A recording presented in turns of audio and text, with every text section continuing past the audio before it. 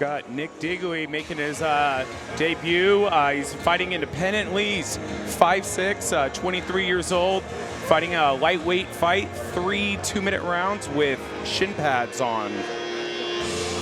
And he is fighting Aaron Acevedo. I don't know, apologies if I mispronounced that. He's fighting at a Fight Syndicate. What I'm curious is it Syndicate in Vegas, or is there another local named Fight Syndicate? Right. Yeah, I'm not exactly sure. I mean, it's always really hard to tell, especially with these debut fights. There's essentially going out to fight a stranger a lot of times. So. No. I mean, like the team, it says Fight Syndicate. He's with Fight Syndicate. So I'm curious if, maybe in the LA area there's another team with that name, because genuinely I recognize the name Syndicate with Las Vegas, John Wood over there. Yep. So I'm looking for the corners. Like, where are you from, man? Just looking at their numbers, I'm noticing that Aaron is approximately 5 inches taller than Nick, so something to keep your eye on is, how do you close that distance, especially with these smaller gloves. It's not like kickboxing or boxing where you can kind of show up a little bit more. With the small gloves, almost everything gets through if you just put that traditional high guard. So I'll be interested to see what kind of tactics they employ.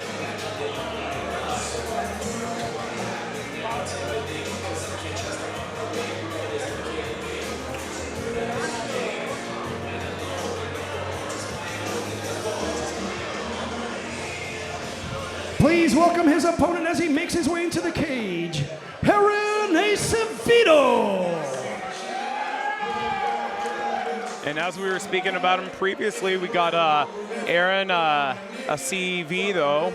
Apologies if I'm saying that wrong, but looking to fight his debut tonight. As we said, Fight Syndicate. And one thing to keep in mind, especially with these fight cards, these guys have been in that back room for hours. And as a fighter, I personally hate that experience. You see fight come in and out, and some people are happy and some people are failing. So it's real key just to keep your mind sharp in those moments. I mean, being back in that room for hours and just having time to meditate about it can either work for your favor or against you. Keyword meditate. I love that you said that. When I see people coming in and out, I actually choose to completely displace myself from what is happening, and I make the focus about me and where I want to go. I will put on my headphones, listen to some affirmations or a good song, and as you said, I will literally just meditate and not pay attention to what's going around me, because I know my coaches will say, hey, it's time to warm up, let's go. Yeah. But, that's a fight game, and especially jiu-jitsu tournament style is hurry up and wait is a very real thing in the fight game. Yeah, absolutely. And you always wonder, too, like what kind of fight preparation did these guys have? I mean, especially someone who's fighting independently, you kind of wonder, like, who helped you get ready? I mean, especially like training partners, I can talk to them about my sparring sessions, about my grappling sessions, and they can kind of give me some feedback as to where I was falling short. So if you don't have the teammates, if you don't have an official team, you kind of wonder, like, were you able to see those holes? Or I don't think there's a possible way you could. I mean, even if you put up a video and you watch yourself on the back, it's different when you have another person's perspective, like a coach and a teammate watching over you. I remember my first fight thinking to myself I could do 3 threes on the bag, so I was good to go, and little did I know it was a little bit harder than that. So your adrenaline's rushing, and all of a sudden it drops, and you just have this gas tank empty where normally you can go forever, but when adrenaline gets involved, it's a whole new ball game. Versus Pest, scheduled for 3 2-minute rounds in the lightweight division. Introducing first, fighting out of the Butterflickerson blue corner, a look-see-do fighter making his MMA debut. He stands at 5 feet 6 inches tall and weighing officially at 151.4 pounds. He trains with Powerhouse Gym from Belmont, California, Nick Degele. And his opponent across the cage, fighting out of the law offices of David P. Shapiro, red corner, making his MMA debut. He stands at 6 feet tall and weighing officially at 154.4 pounds. From Hemet, California, Aaron Acevedo. Acevedo. Referee in charge of the action, Eric Beam. Our 11th fight of the night, ladies and gentlemen, and both these guys look ready to go.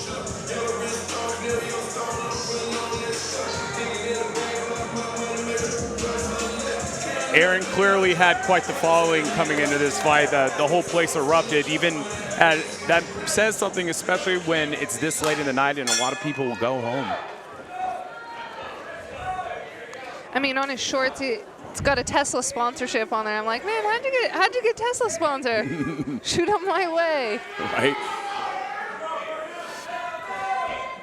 Right away, I can see the composure in Aaron. He's working his feints. He's mixing it up a little bit.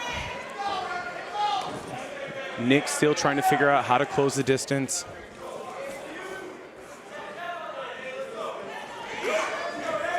Ooh, big hands landed. Oh, he looks in trouble. Nick looking for the takedown. What a scrapper is Aaron. He is throwing down in and out, heavy movement. Notorious no quit though. Ooh, big head kick landed. But he ate it with the right hand. It's a give and take when it comes to those shots. He's just ripping that kick, but he needs to set it up with punches. Very easy to counter. And he's landing the kick, but he's also eating a right hand on the way in, which those punches add up. I'm kind of concerned at how low Nick's hands are dropping at times. The speed on Aaron, man, he is fast. Yeah, that guy's an athlete, definitely. See how light he is on his feet. The feints are making it really difficult to figure out when Nick can go and when he can't. Notorious is landing those kicks, but, I mean, Aaron just shutting him off like it's nothing. Acting as if he can't even feel him and coming back with heavy strikes.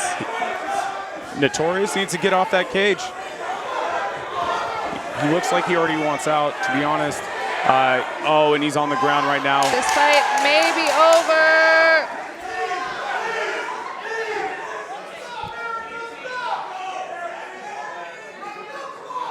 Saved by the bell. And we see a second round, and we see a second round. He was absolutely saved by the bell. If there was 1 minute left, I think the ref would have had to stop in.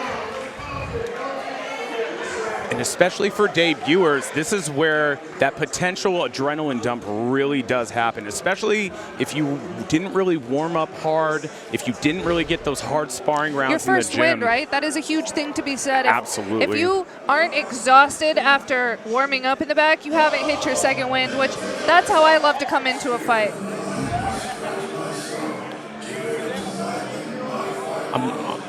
Shout out to the ring card girls, looking beautiful for us tonight.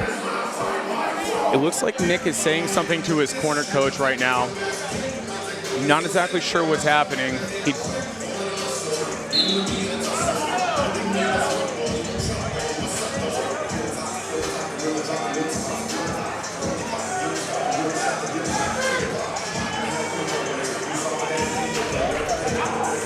Aaron pacing back and forth.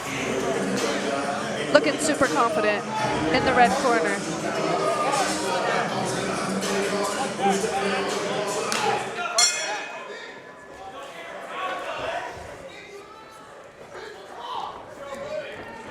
The feints are making it really difficult for the Notorious to come inside. He keeps lunging with his punches.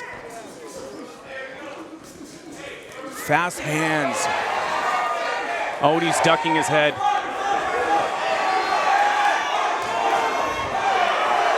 Aaron definitely looking for the finish. Hope he doesn't get careless.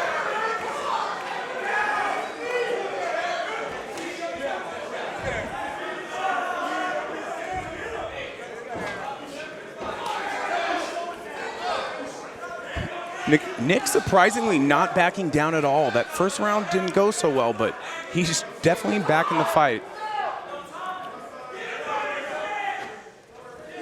Ooh, another body kick.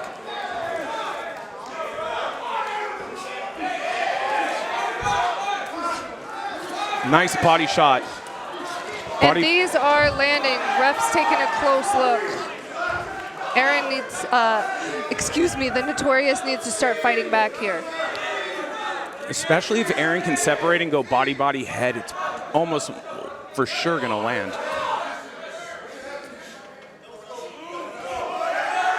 40 seconds to go.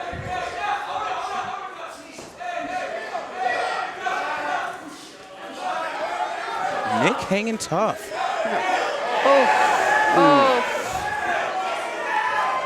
Oh, nice shot. Oh, good sprawl by Aaron. Needs to set up that shot, though, with a strike or a leg kick before shooting. Yeah, definitely will keep his hands a little bit higher, but I just don't know if Nick has it in him at this point. Aaron probably trying to catch his win as well.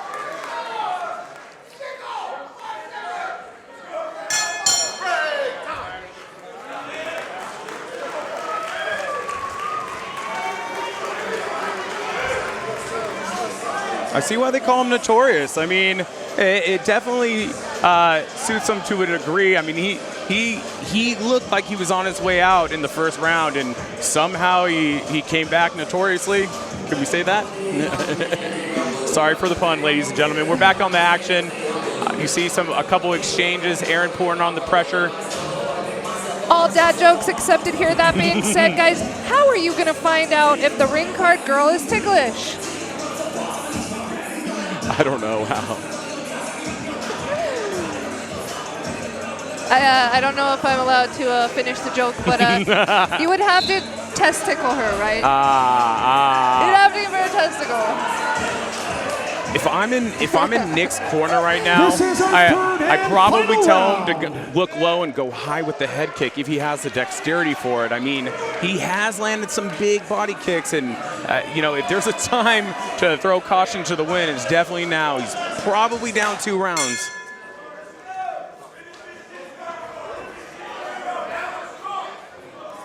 Mouth wide open, not the best sign for Notorious, but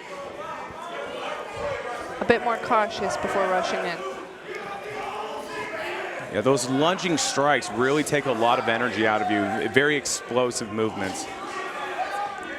And Aaron doing really good at, taking a side step or a step back and then landing strikes of his own. He's definitely got the reach.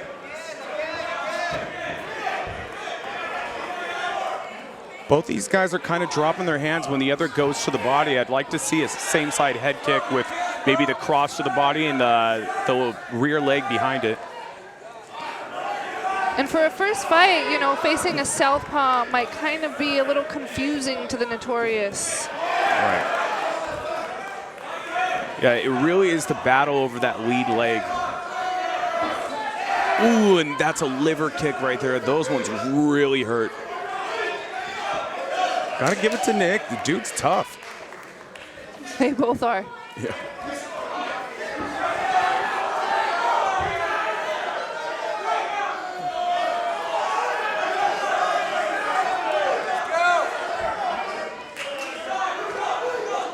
Let's see who wants this. Someone throw caution to the wind and give me a highlight reel knockout.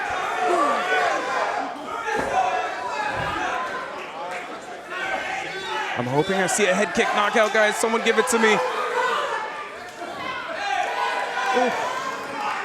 Oh, he's talking to him. Yeah, absolutely. Those teeps to the body are just really not, especially when you're breathing, it really sucks the life out of you. You can see how weathered Nick's punches are now. Everybody loves spin attacks. Right. A fun end to this match, and shout out to the Team Independence for being gangster enough to just come in here. But that being said, the importance of finding a team that you really feel like is like a home to you. Your gym becomes your second home, and having those training partners and the coaches in your corner can make all the difference when you're in a war. It's like being in the military, right? Not having the guy direct you on what to do, and now you have 2 guns in your hand, like, all right, well, I'm gonna shoot, but what's the plan? And guys, that's coming from a now UFC fighter. And I couldn't agree more. I mean, you really look at seemingly every elite level fighter, they all have quality teams behind them. And yeah, I get it. Maybe you just wanted to fight one time and you wanted to prove it to yourself. But if you really are looking to pursue a career in fighting, or at least have a certain level of success, you gotta have those training partners behind you to help you grow as a fighter. And know, your team is very important, but one thing that I'd like to point out is a coach that loves and cares for you. Somebody who wants to see you succeed, who you would trust to stand behind you in war. Because if you think about it, a lot of the times the coach have the remote controller. They're the ones saying, hey, go for this, and it's up to you whether you're going to listen or not. Right. And it's one of those things where, shout out to Manolo, Richie Martinez, and Bill Crawford. I trust my coaches with my life, and I am just endlessly grateful to know that I have them backing behind me.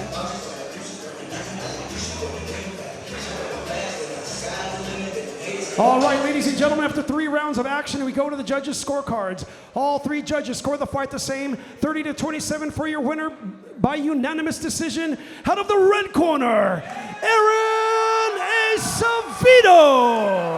And as we expected, great performance by Aaron. I love the footwork. I love the feints.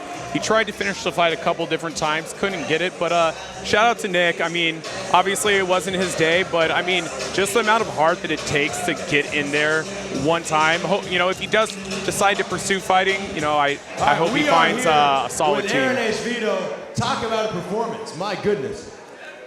We had a couple quarters, nothing too major, but damn, I mean, it's a pretty good fight. Fumble, I like it. But I promise the next week gonna be out. Anybody else, it don't really matter. 1-0, we gonna keep working the change.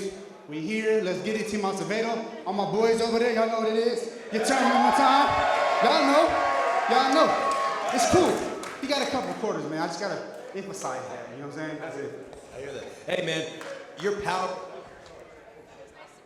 power is off the charts. How surprised were you that you did not knock out that guy? Your ability was impressive. I gotta give it to him. He got a chin, buddy. He got a chin. Yeah. I give my man credit. Wherever he at, probably went to the back, but it's all good. I'm gonna talk to him after. Either way, man, it went good. I know it's gonna be victorious. Whether if he was on the feet, we on the cage, it don't matter, knockout. At the end of the day, it's the same system, same laws. You only can run a stoplight so many times till you get hit. How active do you want to be? Obviously, the next Epic card is in November, but Harvey is matchmaking a fight next month. Would you like to fight on that card potentially a couple hours away? My man Harvey already touched base with me. He said, you want the next one? It's a go. Y'all know what it is. Y'all come through. We're going to tighten up the next one. We're going to tighten it up the next one. I'll give you that. Aaron, welcome to Epic Fighting. It was a beautiful performance.